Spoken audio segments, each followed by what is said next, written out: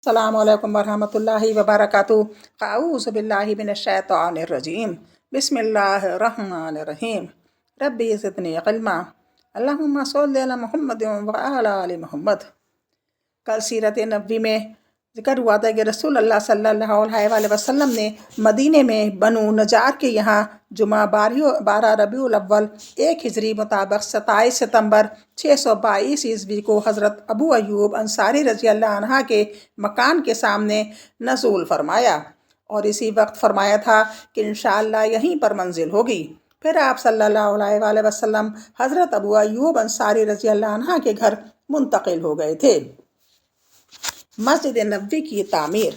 इसके बाद नबी सल्लल्लाहु अलैहि वसल्लम का पहला कदम यह था कि आप सल्लल्लाहु अलैहि वसल्लम ने मस्जिद नबवी की तामीर शुरू की और इसके लिए वही जगह मुंतखब की जहां आप सल्लल्लाहु अलैहि वसल्लम की ऊँटनी बैठी थी। इस ज़मीन के मालिक 2 यतीम बच्चे थे। आप सल्लल्लाहु अलैहि वसल्लम ने उनसे ये ज़मीन ख़रीद ली और नफ्स नफीस मस्जिद की तामीर में शरीक हो गए। आप सल्लल्लाहु अलैहि वसल्लम ईंट और पत्थर ढोते थे और साथ ही फरमाते जाते थे, ऐ अल्लाह, ज़िंदगी तो बस आखिरत की ज़िंदगी है, बस अंसार और महाजरीन को बख्श दे। यह भी फरमाते थे, ये बोझ खैबर का बोझ नहीं है, ये हमारे परवरदिगार की कसम ज़्यादा नेक और पाकीज़ा है। आपके इस तर्ज अमल से सहाबा कराम रज़ी अल्लाह अन्हा के जोश व खरोश और सरगर्मी में बड़ा इजाफा हो जाता था। चुनांचे सहाबा कराम रज़ी अल्लाह अन्हा कहते थे, अगर हम बैठे रहें और नबी सल्लल्लाहु अलैहि वसल्लम काम करें तो हमारा ये काम गुमराही का काम होगा। इस ज़मीन में मुशरिकीन की चंद कब्रें थीं, कुछ वीराना भी था, कुछ खजूर और गरकत के चंद दरख्त भी थे। रसूल अल्लाह सल्लल्लाहु अलैहि वसल्लम ने मुशरिकीन की कब्रें उखाड़ दी, वीराना बराबर करा दिया और खजूरों और दरख्तों को काट कर क़िबले की जानिब लगा दिया। इस वक्त क़िबला बैतुल मुक़द्दस था। दरवाजे के बाजू के दोनों पाए पत्थर के बनाए गए, दीवारें कच्ची ईंट और गारे से बनाई गईं। छत पर खजूर की शाखें और पत्ते डलवा दिए गए और खजूर के तनों के खंभे बना दिए गए। ज़मीन पर रेत और छोटी छोटी कंकरियां बिछा दी गईं। 3 दरवाजे लगाए गए। क़िबले की दीवार से पिछली दीवार तक 100 हाथ लंबाई थी। चौड़ाई भी इतनी या इससे कुछ कम थी। बुनियाद तकरीबन 3 हाथ गहरी थी। आप सल्लल्लाहु अलैहि वसल्लम ने मस्जिद के बाजू में चंद मकानात भी तामीर किए, जिनकी दीवारें कच्ची ईंट की थीं और छत खजूर के तनों की कड़ियाँ देकर खजूर की शाख और पत्तों से बनाई गई थी। यहीं पर आप सल्लल्लाहु अलैहि वसल्लम की अज़वाज मोतहरात के हुजरे भी थे। इन हुजरों को तामीर मुकम्मल हो जाने के बाद आप सल्लल्लाहु अलैहि वसल्लम हज़रत अबू अयूब अंसारी रज़ी अल्लाह अन्हा के मकान से यहीं मुंतकिल हो गए। मस्जिद महज अदाए नमाज ही के लिए न थी, बल्कि ये एक यूनिवर्सिटी थी जिसमें मुसलमान इस्लामी तालीमात तो हिदायत का दर्स हासिल करते थे, और एक महफिल थी जिसमें मुद्दतों जाहिली कशाकश और नफ़रत और बाहिमी लड़ाइयों से 2-4 रहने वाले कबाइल के अफराद अब मेल जोल से मिलजुल रहे थे। नेज़ ये एक मरकज़ था जहाँ से इस नन्ही सी रियासत का सारा निज़ाम चलाया जा रहा था और मुख्तलिफ़ किस्म की मुहिमें भेजी जाती थीं। यानी मुख्तलिफ़ किस्म की वफ़द भेजे जाते थे। अलावा अज़ी इसकी हैसियत एक पार्लियामेंट की भी थी, जिसमें मजलिस शूरा और मजलिस इंतज़ामिया के इजलास मुनक़द हुआ करते थे। इन सब के साथ साथ ये मस्जिद ही इन फ़ुक़रा महाजरीन की एक ख़ासी बड़ी तादाद का मस्किन भी थी, जो मक्का से आए थे और जिनके पास कुछ नहीं था रहने बहने के लिए। उन्होंने वहीं पर ही सुकूनत इख्तियार कर ली और वहीं पर रहने लगे।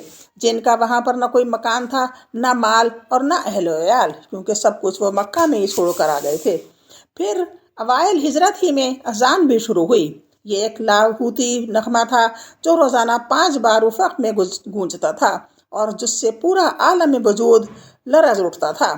मुसलमानों में भाईचारगी।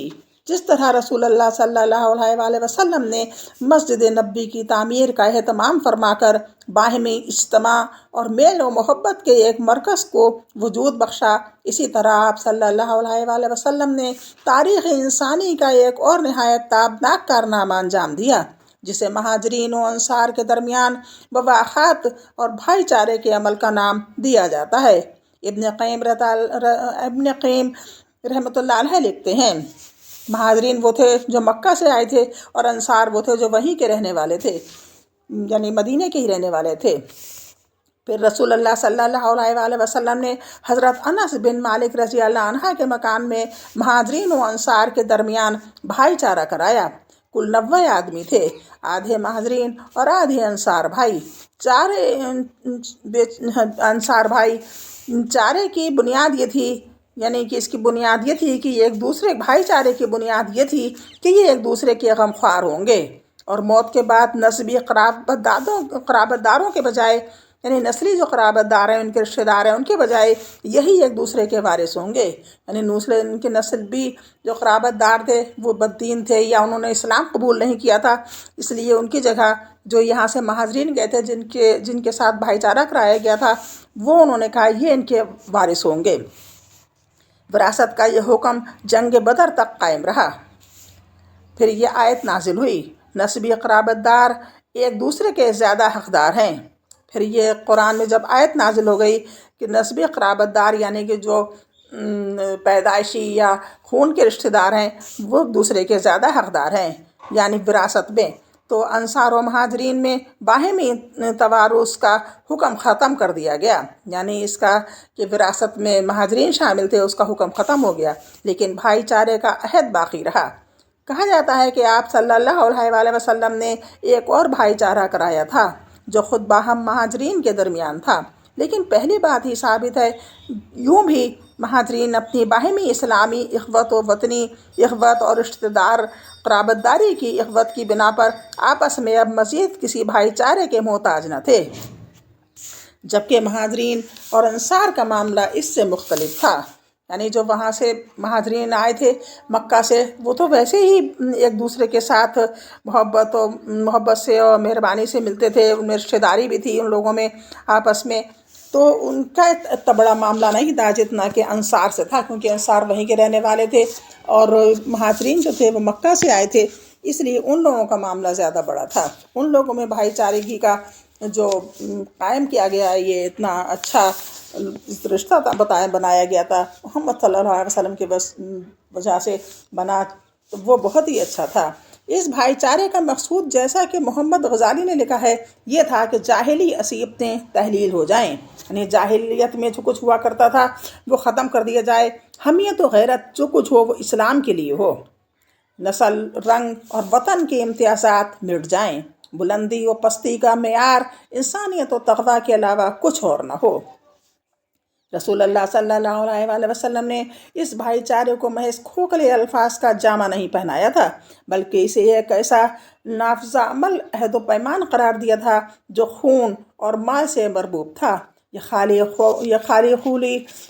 خالی خولی اسلامی اور مبارکباد نہ تھی، یہ خالی خولی سلامی اور مبارکباد نہ تھی کہ زبان پر روانی کے ساتھ جاری ہے، مگر نتیجہ کچھ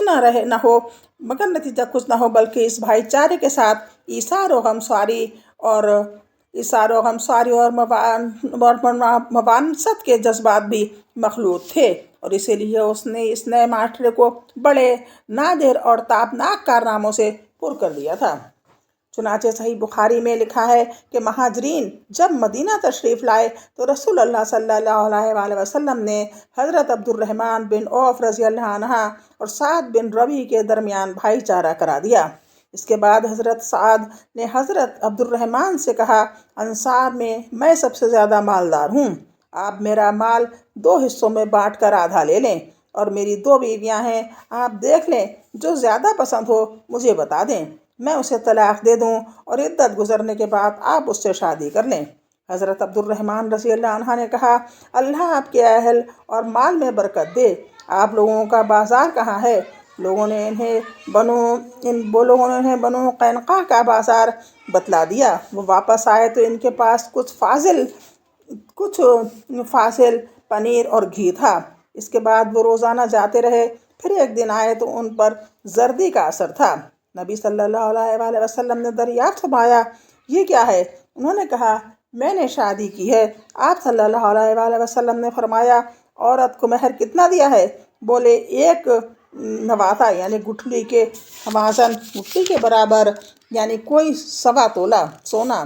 اسی طرح حضرت ابو ہریرہ رضی اللہ عنہ سے ایک روایت آئی ہے کہ انصار نے نبی صلی اللہ علیہ وآلہ وسلم سے عرض کیا، آپ صلی اللہ علیہ وسلم ہمارے درمیان اور ہمارے بھائیوں کے درمیان ہمارے کھجور کے باغات تقسیم فرما دیں۔ یعنی انصار کو اور مہاجرین، انصار نے کہا کہ ہمارے باغات مہاجرین کو بھی آدھے آدھے دے دیں۔ آپ صلی اللہ علیہ وآلہ وسلم نے فرمایا، نہیں۔ انصار نے کہا، تب آپ لوگ یعنی مہاجرین ہمارا کام کر دیا کریں اور ہم پھل میں آپ لوگوں کو شریک رکھیں گے۔ جب محمد صلی اللہ علیہ وسلم نے یہ بات نہیں مانی کہ ان کے باغات میں ان کا حصہ کر دیا جائے، تو انہوں نے کہا کہ یہ ہمارے مہاجرین جو ہیں وہ ہمارے باغوں میں کام کریں اور ہم پھلوں میں ان کو شریک کریں گے۔ انہوں نے کہا، ٹھیک ہے۔ ہم نے بات سنی اور مانی۔ اس سے اندازہ کیا جا سکتا ہے کہ انصار نے کس طرح بڑھ چڑھ کر اپنے مہاجر بھائیوں کا اعزاز و اکرام کیا تھا اور کس قدر محبت و خلوص، ایثار اور قربانی سے کام لیا تھا، اور مہاجرین ان کی اس کرم و نوازش کی کتنی قدر کرتے تھے۔ چنانچہ انہوں نے اس کا کوئی غلط فائدہ نہیں اٹھایا، بلکہ ان سے صرف اتنا ہی حاصل کیا جس سے وہ اپنی ٹوٹی ہوئی معیشت کی کمر سیدھی کر سکتے تھے۔ اور حق یہ ہے کہ یہ بھائی چارہ ایک نادر حکمت، حکیمانہ سیاست اور مسلمانوں کی درپیش بہت سارے مسائل کا ایک بہترین حل تھا۔ آج بس اتنا ہی، انشاءاللہ کل پھر ملاقات ہوگی۔ اللہ حافظ، السلام علیکم۔